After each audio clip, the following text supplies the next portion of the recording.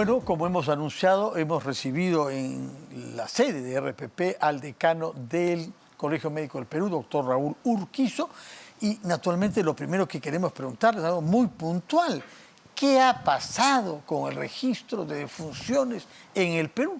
De manera tal que se haya interrumpido la inscripción de los difuntos vía digital en un registro que nos permita saber cómo evoluciona la mortalidad en nuestro país y muy particularmente saber cómo evoluciona la mortalidad por COVID.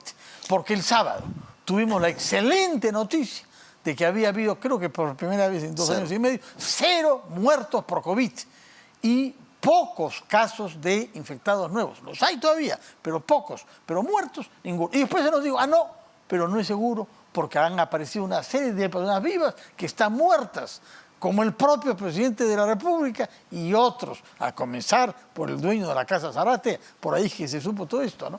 De manera que se ha decidido suspender la inscripción de los muertos en el Sistema Nacional de Defunciones. Explíquenos, por favor, cómo hemos podido llegar a esto. Mire, evidentemente por un caso de una inscripción inadecuada por alguna razón, RENIEC, de una forma, diría, irresponsable, ha cortado de la noche a la mañana no inscribir, no solamente los de defunciones, también los nacimientos. Entonces se ha regresado a la época antigua de llenar un formulario en forma manual, y formulario que no existe en los centros hospitalarios porque lo da el Ministerio de Salud, y esto perjudica enormemente porque si hay un difunto no lo puede escribir. Entonces el Ministerio de Salud recién está tratando de solucionar este problema, y por esa razón que cuando dijeron 0 en COVID realmente es falso, ¿no? Porque no se está registrando. Es falso. Es falso, porque no se está registrando, y el día que llegue la información, imagínese usted de provincias que llegue hasta Lima o a RENIEC para que pueda registrarse, va a ser un problema. Pero ¿no? el día sábado que hubo 0 muertos todavía estaba funcionando el registro digital. Sí, digital. porque el viernes cerraron. Ah. Sí, son varios días. Bueno, ¿y qué es lo que piensa usted? Estamos de todas maneras en una tendencia muy positiva hacia la reducción del número de casos y del número de muertes. Claro, hay la tendencia de disminución, pero nosotros hemos sacado un comunicado al Colegio Médico, sobre todo la inconveniencia de haberle suspendido de noche a la mañana este registro. Lo que ha debido hacer el RENIEC es investigar y buscar dónde está el problema, ¿no? Y buscar con los técnicos y buscar barreras, porque lo que está haciendo es echar la culpa a los médicos. Los médicos no tienen nada que ver. Aquí han habido usurpadores, piratas digitales, que han usado el nombre de médicos para introducir como muertos a personas vivas. Así es, y probablemente esto sea algo irregular de hace mucho tiempo, ¿no? Porque esto no es de ahora. Por ejemplo, hace 2 días me llama el ex decano de Arequipa, el doctor Tapia, sale 2 certificados de defunción en Trujillo, y él nunca trabajó en Trujillo, no ha estado en Trujillo, y entonces eso...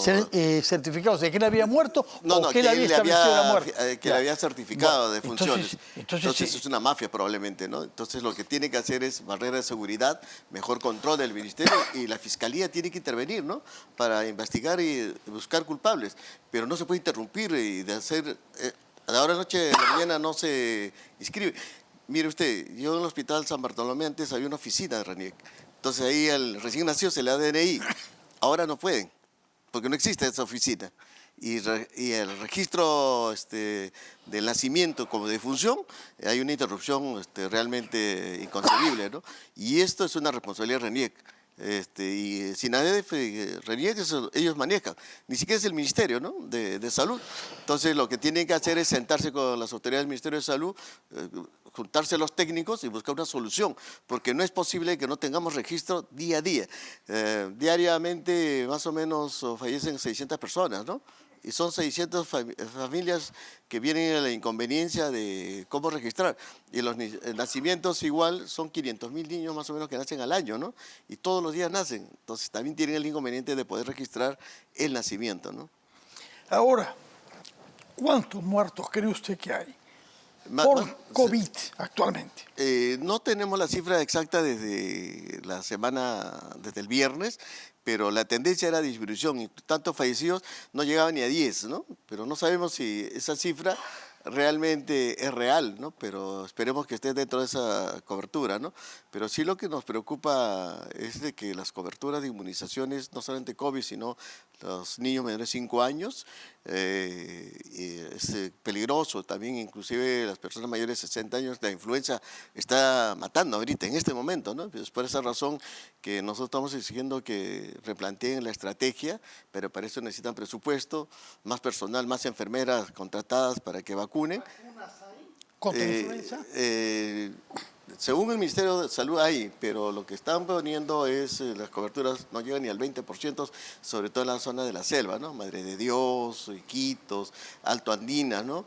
Y miren, Brasil apareció polio, ¿no? Y hay 3 países que la Organización Mundial de la Salud ha dicho, Santo Domingo, Perú y Brasil, tienen el riesgo. Y si aparece polio, sería una cosa inconcebible, que hace, Sumamente grave, hace porque 31 años que ya no hay polio. es uno de los grandes logros de nuestro trabajo de salud pública, haber erradicado esa enfermedad de nuestro país. Sí, pues sí, porque todo el esfuerzo ha sido con COVID razonable, pero las gestantes no están recibiendo todas las vacunas, porque hay la sospecha también en la selva que tétanos ha aparecido, ¿no? Entonces, enfermedades que han sido erradicadas realmente ha sido terrible. Y invito a la población, que el día jueves, el Colegio Médico a las 3 de la tarde hay un foro de análisis, qué se hizo bien, qué se hizo mal y qué nos espera el futuro, ¿no? Y también después va a haber otro foro final de la parte ética. Que se hizo mal en general como salud pública durante la pandemia. De la pandemia, y eso es abierto para todo el público, puede entrar a la página web del colegio por Facebook y después se va a ver la parte ética también, ¿no? El comportamiento también. En ese mismo foro, el jueves a las 3 de la tarde. A partir de las 3 hasta las 9 de la noche. Y estamos invitando a exministros, cuentas, el de Frank, el de Economía, el doctor Cordero, expertos inclusive extranjeros, porque hay que hacer un análisis independiente, técnico, porque también hay la creencia de que ha habido problemas de las vacunas en los médicos y que el Colegio Médico no ha hecho nada. Claro que ya hay sentencias, como hay apelaciones, pero también nosotros tenemos que hacer una autocrítica en ese sentido y eso va a haber un foro ético y eso creo que... ¿Cuál es esa autocrítica que ustedes creen que tienen que hacer? Nosotros creemos que, por ejemplo, son 573 médicos que han fallecido, ¿no? Sí. Y ahí todos los que fallecían se decía que era COVID, ¿no? Pero hay que analizar si realmente todos han sido COVID. Y también mucha gente que ha fallecido y no está en esa lista de los 573. Entonces hay que hacer un análisis independiente, técnico, porque hay que saber la verdad, ¿no? Porque ¿cómo puede hacerse ahora? Si alguien murió y se puso en su defunción que era por COVID, ¿cómo puede hacer ahora? Se puede hacer investigaciones. ¿Sobre la base de qué? Buscar los datos, SINADEF es uno de ellos, hay que revisar las historias, hay que ver qué cosas realmente, cómo se actuó, ¿no? Y tanto los políticos o el sistema de salud deteriorado.